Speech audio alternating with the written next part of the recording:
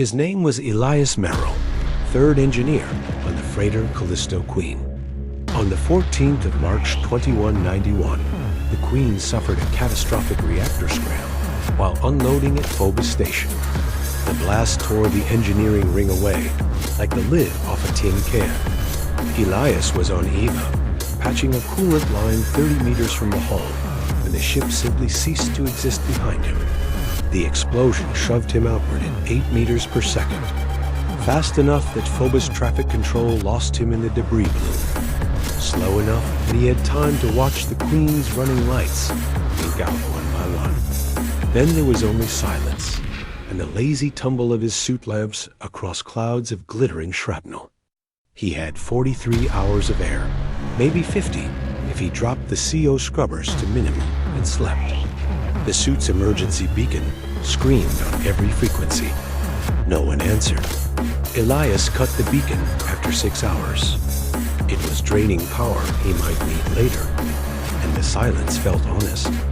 He floated above Mars, a red coin growing smaller beneath his boots. Phobos slid past once every 7 hours. Pitted potato that never quite lined up to catch him. Deimos was a bright star that refused to move. He drifted outward on a slow, sunbound arc. The planet's gravity too weak to reel him back. The sun's too gentle to matter yet. He rationed everything. Water reclaimed from his own piss tasted like hot pennies. He kept the suit heater off and let his body temperature fall until shivering stopped and the cold felt like a blanket. He spoke to no one. There was no one. Instead, he counted heartbeats, timed them against the suit chronometer, and discovered he could slow the rhythm if he thought about nothing at all. On the 9th day, he woke to a voice. Eve Beacon, this is Survey Cutter Arcturus Lace, 31 hours out. Do you copy?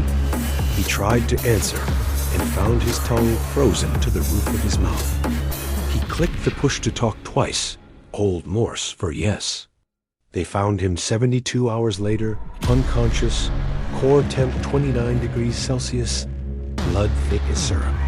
The medics said he should have died 4 times over. Elias only remembered the rescue floodlights, looming like sunrise across his cracked visor, and the feeling, absurd and overwhelming, that the universe had changed its mind about him. Years afterward, people asked what it was like, 9 days alone between worlds. No engine, no hope, just stars turning like slow wheels. He would shrug and say it was quiet.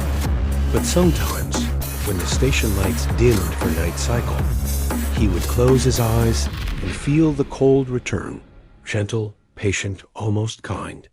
And he would smile, because he had learned the dark as secret. It gives you back if you wait long enough.